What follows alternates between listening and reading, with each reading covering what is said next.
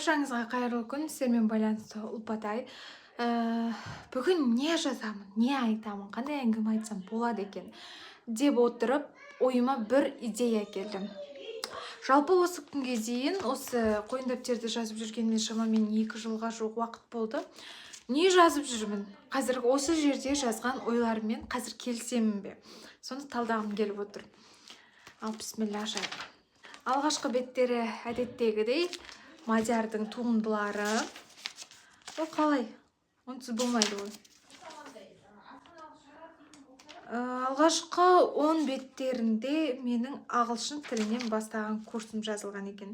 Бірақ мен оны аяғына дейін жеткізген жоқпын, өкінішке орай. Біз өз жолымызды өзіміз жабамыз. Басталмай жатып, істеп көрмей жатып, үміт түземіз. Ризық, тағдыр ол тек Алланың құзырында. Үмітсіз адам өзгені аяқтан шалады. Не ойлайсың, сол болады. Алла туралы жақсы ойда болу, Аллаға үміт ету, жеңіл өмір сүруге әкеледі деппін. Жазу миға нейрон қалыптастырады. Жаңа нейрон, жаңа программа, жаңа ми, жаңа өмір. Жазу өміріңді жүйелеудің бірден бір жолы. Жазу ойыңдағы 1045 ойды тазалаудың тегін терапиясы деппін. Никола Тесланың арман орындау практикасы бар екен. 369.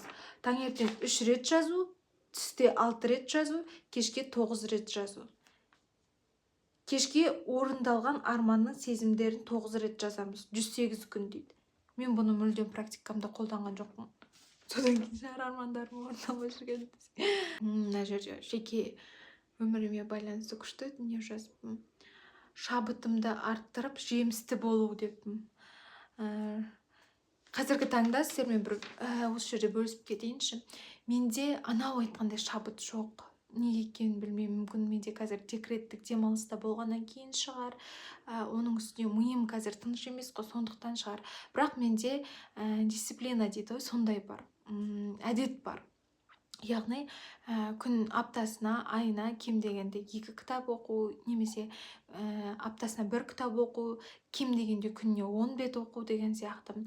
Одан бөлек бір аптада 1 пост шығару, бір аптада 1 рет видео салу деген сияқты дүниелер бар. Сол арқылы қазір кішкене әрекет етіп жүрмін. Осы әдеттің арқасында. Әйтпесе менде анау айтқандай шабыт жоқ, шыны керек. Мынаны қараңыздар, мынандай жазыппын. Бізге берілген нәрсенің барлығы инструмент деп. Яғни біз бір шебер болайық дедік. Бізге беріліп тұрған дүниенің барлығы. Мысалы, менің сөзім, қаламым, бұл менің қолымда тұрған телефон, бұның барлығы инструмент. Яғни мен бұны пайдалануым керек. Оның барлығын іске асыруым керек. Бір туынды шығаруым керек. Шебер ретінде маған инструменттердің барлығын берді. Енді туынды шығару тек менің қолымда.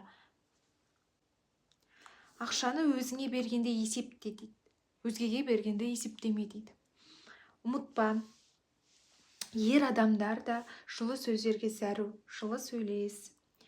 Біз екеуміз түймедақ болайық. Соңғы күлтесіне дейін махаббат үшін күресетін деп жазыппын. Қандай күшті, е?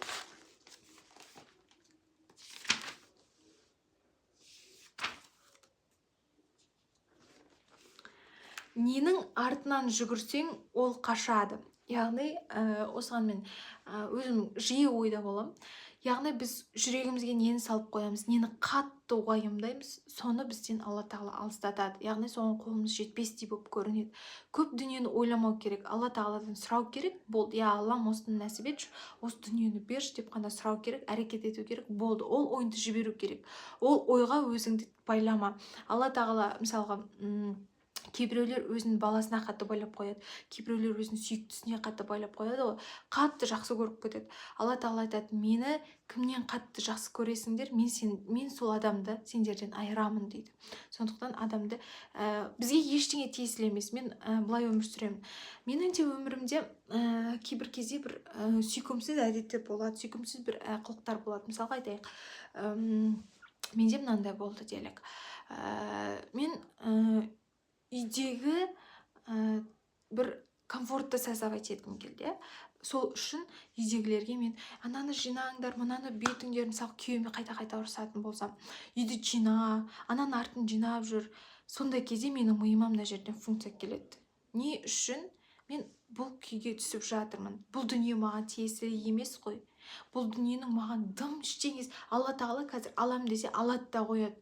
Неге соншама бұл дүниені мен жүрекке салып, оны басқалардың мазасын қашырып жатырмын ол арқылы деп айтамын.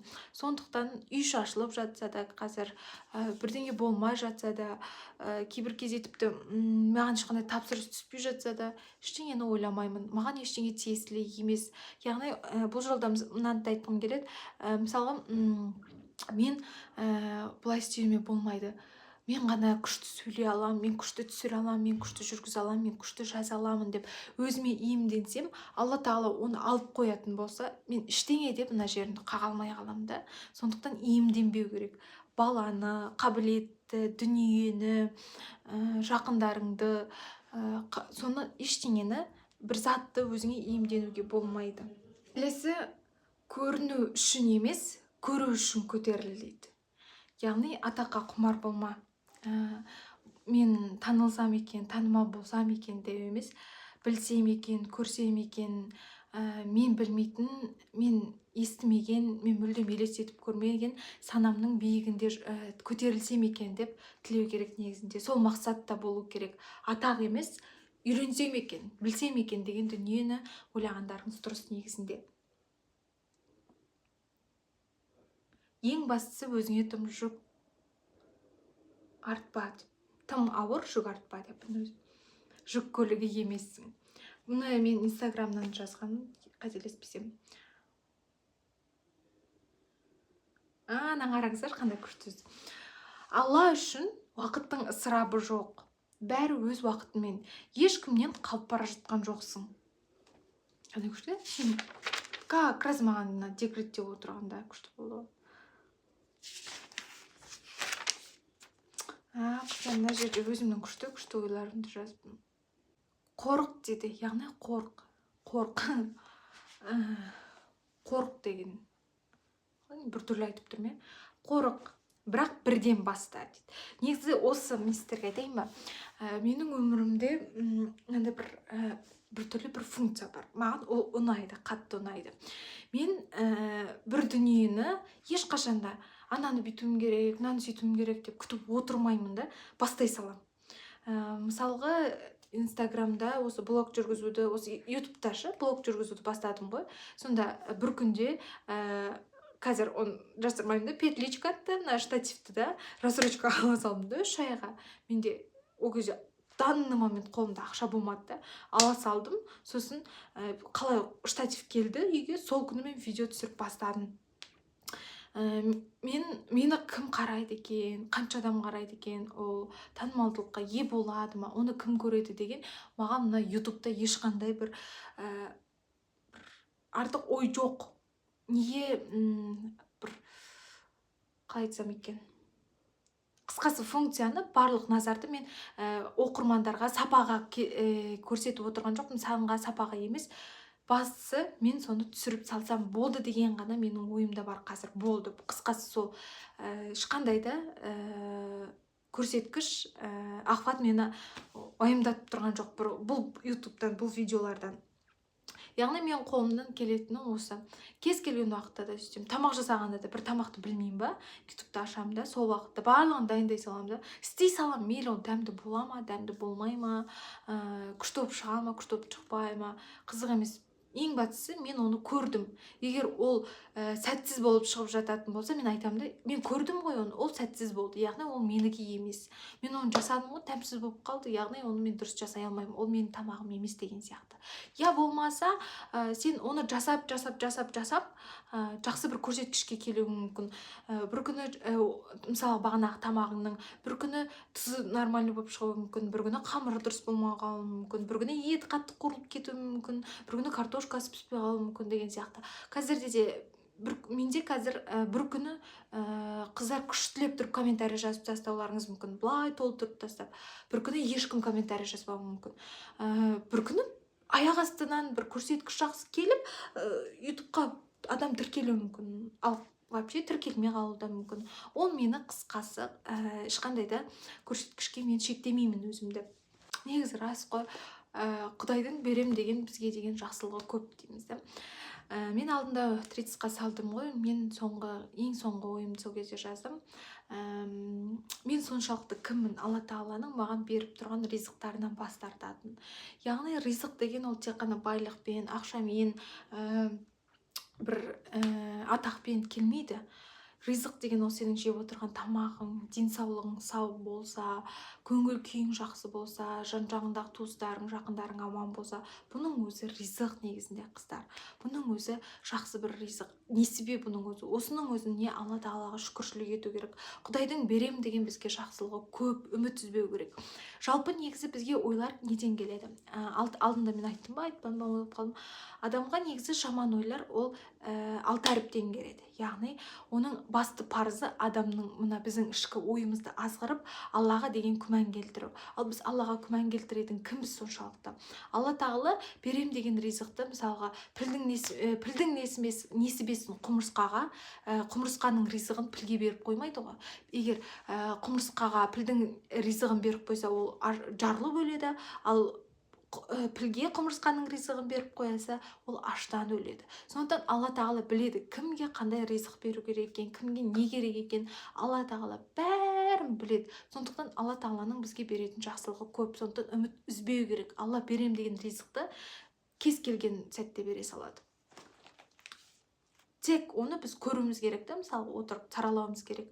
Денсаулық берді ма, бұның өзі ризық. Я Аллам, осы ризықты бергеніңе рахмет деп айту керек. Жақындарың аман ба, ол да ризық. Алла тағала осындай ризық бергеніңе рахмет деп оған да айту керек. Сондықтан ризық пен несібені көре білу керек та, өзің жан-жағыңнан іздеуің керек соңғы. Келесі ой менде қазіргі жазылған, жақсылық көрсем өзімнен, жамандық көрсем тағы да өзімнен деген. Яғни біреуге жақсылық негізі тағы да бір Алла тағаланың бір хадисі бар, негізі қазір мен оны жақсылық көрсем Алладан, жамандық көрсем өзімнен деген хадис қой деймін, шатаспасам. Сол шынымен де рас. Егер бізге бір жақсылық болып жатса, жақсы дүние болып жатса, яғни оны Алла тағала бізге берген ризығы несібесі деп қабылдауымыз керек. Ал егер жамандық болып жатса, яғни ол біздің өзіміздің іс-әрекетімізден. Яғни ол адамға біз бірдеңені дұрыс жасамадық, бірдеңені дұрыс болмады, сондықтан бізге жамандық келіп жатыр деген сөз. Я болмаса, біз бір күн болмасын, бір күні біреуге айтқанбыз. Мен оны сенің орныңда болсам, бұлай жасамас едім, мен басыма мынандай келсе, мен бұлай болмас едім деген осуждение жасаған болсақ, ол Алла тағала бәрібір басымызға қайтадан алып келеді.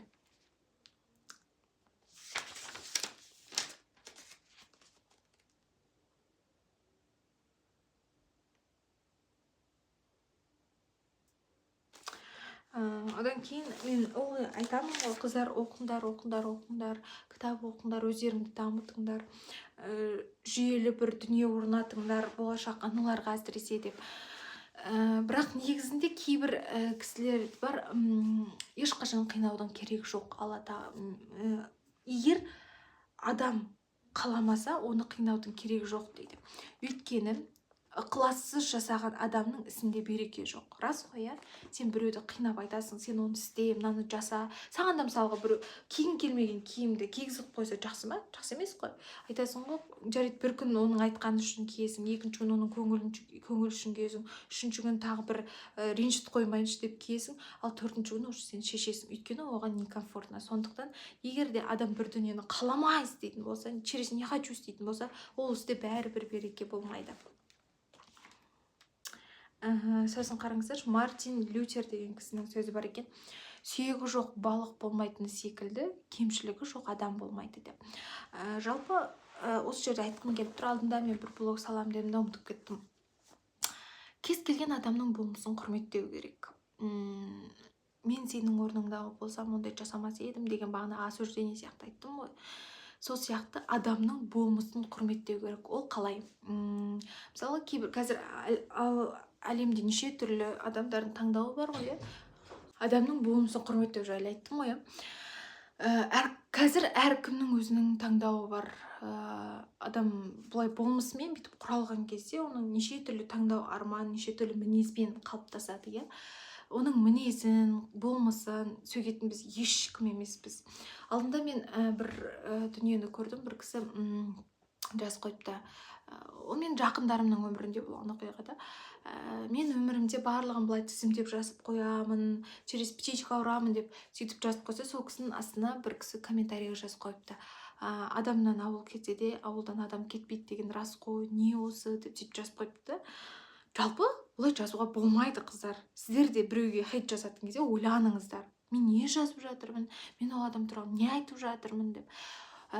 Маған бұл шамамен бір 2-3 жыл бұрын келген түсіндік. Мен де өсек айтатынмын, мен де біреуді жамандайтын, мен де біреуді сөгетін, біреуді бірдеңе айтып жатқан кезде мен де стоп, мен оның болмысын құрметтеуім керек.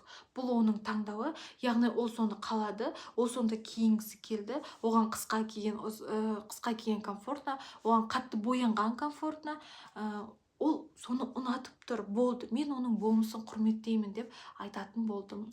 Осы сөздерді сіздерде бір жақсы бір сақтап алсаңыздар болады. Мен оның болмысын құрметтеп тұрмын. Қараңызшы, қандай күшті сөз, иә? Мен оны жамандап үлгере алмай қалдым, мен оны жамандамай қалдым, мен ішімжаннан бір шығара алмай қалдым дегеннен қарағанда, мен оның болмысын құрметтеп тұрмын. Қандай күшті, иә? Күшті ғой, былай қараңдаршы, мен оның болмысын құрметтеп тұрмын деп айтқан. Келесі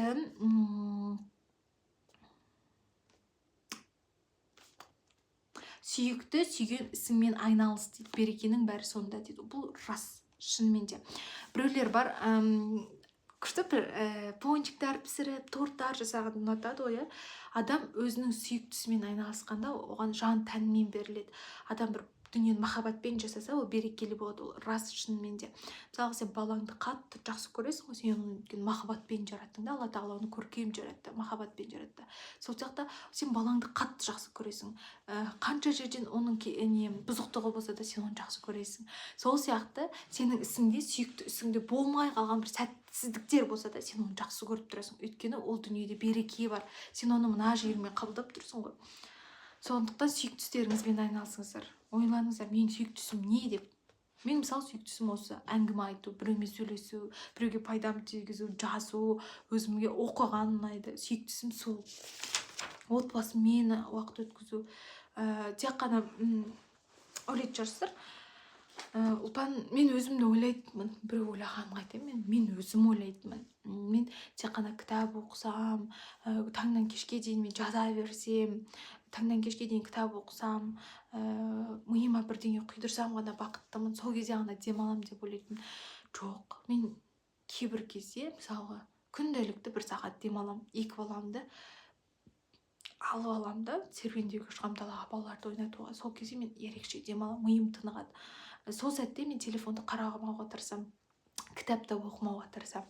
Жай ғана балаларыма қарап, әрекеттерін бақылағаннан сол кезден демалам.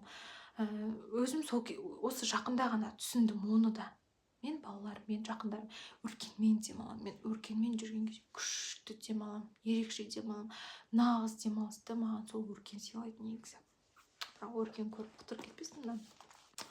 Аңғарандар, бұл менің бір курстан, TikTok туралы курс оқығам, содан жазған. Әрекеті бар адамда жеңілу туралы ой жоқ дейді. Қандай күшті? Шынымен сен әрекет жасай бересің, жасай бересің. Сен жеңісті де ойламайсың, жеңілу не, жеңісті де ойламайсың сен. Бастысы бір жұмыс істесем болды деп ойлап тұрасың, болды. Мен мынаны істеп бітірсем, осыны жасасам, болды. Сен бір жетістікке жетуді ойламайсың ол жерден. Мынадан құлап қалам, мына болмай қалады, мынау маған сәтсіздік әкеледі деген дым ой болмайды.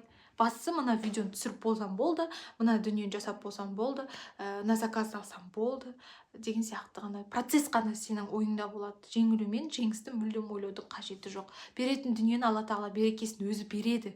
Бермей жатса да оның бір хайыры. Алла тағала айтады, егер сенің дұғаң орындалмай жатса, онда мына 2 дүниені ескер дейді. Бұл дүние саған әлі келетін уақыты болған жоқ. Яғни ол дұғаңның орындалатын уақыты болған жоқ. Кішкене күте тұр. Мен өзім білем саған қолайлы уақытын, саған ең әдемі уақытын білем, күт дейді. Ал екіншісі, болды, күтпе. Бұл дүние саған қайырсыз. Яғни мен саған бұл дүниені қайырсыз етіп тұрмын. Сен бұл дүниені қанша қалап тұрсаң да, яғни бұл дүниенің берекесі жоқ. Сондықтан мен сені сақтап тұрмын. Сондықтан бұл дұғаң сенің орындалмай жатыр дейді екен. Сондықтан соны ойлаңдар. жалпы ойдан ой туындайды деген осы ғой. Адамның қасиетін жек көр дейді, бірақ өзін емес. Бұл тағы бағанағы болмысты құрметтеуге кіреді қыздар. Мынаған қараңдар қыздар. Мінсіз пенде баласы жоқ. Міннің көбі мінезден дейді. Жалпы Абай атамыз айтқан ғой, сен ортаға тәрбиеңмен емес, мінезіңмен зиясың деп. Сен қаншалықты тәрбиең күшті болсын, әкешің сен жақсы тәрбиелесін, жақсы оқу, жақсы білім оқы. Бәрібір сенің мінезің ит болып тұрса, сен ешқандай жерге сыймайсың. Ол рас.